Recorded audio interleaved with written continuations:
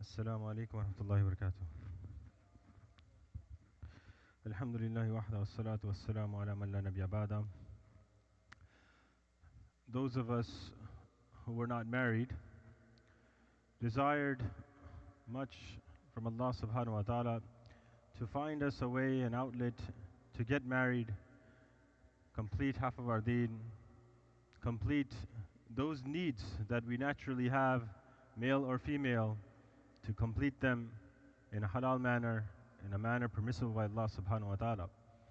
Once that dua was answered, as human beings usually are, we make dua for something, or we strive for something, we attain it, and then we lose value. We lost value for our own wife soon after. Making dua, trying very hard to please the family, please the girl or the guy and his family. And then finally, when Allah subhanahu wa ta'ala made it happen, soon after, we lose value. Similar thing happens with a person after marriage. The next thing he wants is children, as that is one of the intents. What is the purpose of marriage?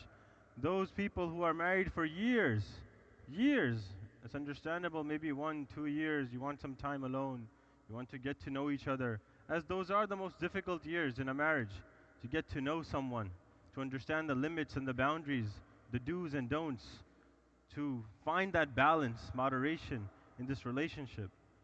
But soon after, the goal is to have children. Those who are doing for 10 years, 15 years, no children, not even trying to have children. That's a separate issue if you can, if Allah does not will so. Not even trying. That is not the purpose of marriage. That is not the purpose of marriage. But there are people that try hard, and they try to figure out, go to doctors and go and figure out how can we get a child. And it's a test from Allah, huge test. And this test is not something new to you and me or anyone else, but Anbiya had this test as well. Zakaria alayhi salam, Allah subhanahu wa ta'ala describes in the Quran, إني وهن العظم مني واشتعل الرأس شيبا ولم أكن بدعاء ربك شقيا. He says, my hair has been set, blazed with white and gray hair. All of my hair has turned white and gray. That's how old I've become. وهن العظم, my bones have become frail and weak. I've reached an age where I don't think I'm going to even be able to have kids. Potency, loss of potency at that point. My wife, she's barren, can't have children. Yet he makes dua even in that old age, oh Allah, give me a child. And this is the dua we'll recite today with the grace of Allah subhanahu wa ta'ala. And Allah subhanahu wa ta'ala blesses him with a child. Glory be to Allah subhanahu wa ta'ala. And the name of that child is Yahya. Yahya alayhi salam. And this dua that we should memorize and recite, for those of us who don't have children, listen, this is the Quran. These are the words of Allah subhanahu wa ta'ala. And what's backing up these words is good deeds, good amal, as Allah subhanahu wa ta'ala constantly highlights. Anbiya making dua, remember, these are duas that they are making for themselves, their children, their progeny, their wife, their parents. It's a dua that a person is making for themselves, and that's the best dua. But what are we finding today? People going to what I call witch doctors. Witch doctors, literally, I found out, a couple came, and they said that they went to this person and told them, for whatever disease, ailment, sickness, that their mother has to take boiling oil. Listen to this. This is what the so-called witch doctors, Muslim witch doctors are saying. Take boiling oil and put your mother's feet into that oil to cure her of this disease. I told him, this is from one of the azabs of Jahannam. Why do you want to bring it in this world to your own mother? Min azab al-hamim, this is what Allah SWT talks about. Boiling water, boiling oil, that's something that's going to happen in hell. And the family is describing that mother, your own mother's feet is turning black because of the burning oil. Where have our minds gone? And this is not far, it's here. Like right here, like in our backyard. The dua of Allah subhanahu wa ta'ala is simple and clear, and what's backing it up is good deeds, good amal. So what do? Oh, I'm a sinful person. I'm a sinful person. What is my dua gonna do? So now I want to do a cheat code. Where are my guys from the 90s who played Contra? Anyone?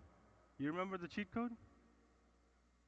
Up, down, left, right, A, B. No? Select start. What happens? What happens to the cheat code? Infinite lives. Infinite lives. And we try to apply cheat codes with the deen. I can't be good. I can't pray. I'm not going to pray. I'm not going to fast. I'm not going to give sadaqah. I'm not going to do all the good deeds to then finally get to a place where I can make dua, because that's the intent of good deeds. So let me go to this pious person and let him make the dua for me, my cheat code. That works in video games. It doesn't work in the deen. There's no cheat code. The only cheat code that is your connection with Allah. The stronger your connection with Allah, the more your dua will be accepted. And there's no superior dua for yourself than your own. There's no superior dua for your children than the father's. There's no superior dua for the husband and from the wife. There's nothing superior. Because that's your blood. That's your relationship. You value that the most. Your dua will come out from your heart when you make it. It will directly connect with Allah subhanahu wa ta'ala, not some witch doctor. Please repeat. أعوذ بالله من الشيطان الرجيم. ربي لا تذرني فردا وأنت خير الوارثين. Again. ربي لا تذرني فردا وأنت خير الوارثين. Together please. ربي لا تذرني فردا وأنت خير الوارثين. Again please. ربي لا تذرني فردا وأنت خير الوارثين. ربي لا تذرني فردا وأنت خير الوارثين. O my Lord, leave me not alone. Let me not be an individual in solitude. I want progeny. I want people to inherit from me. I want children that will inherit from my legacy, not wealth, but my piety, my righteousness, my deen, your blessings from me, on me from you, those things that you value. I want to transfer them to the next generation through my children, because that's the best I can do. وَأَنْتَ خَيْرُ الْوَارِثِينَ. And I know for sure that you are the one who's going to inherit everything after this.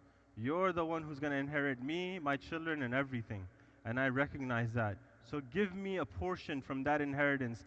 Give it to me in this world, for you are the ones who has full control. May Allah subhanahu wa ta'ala forgive me and all of us.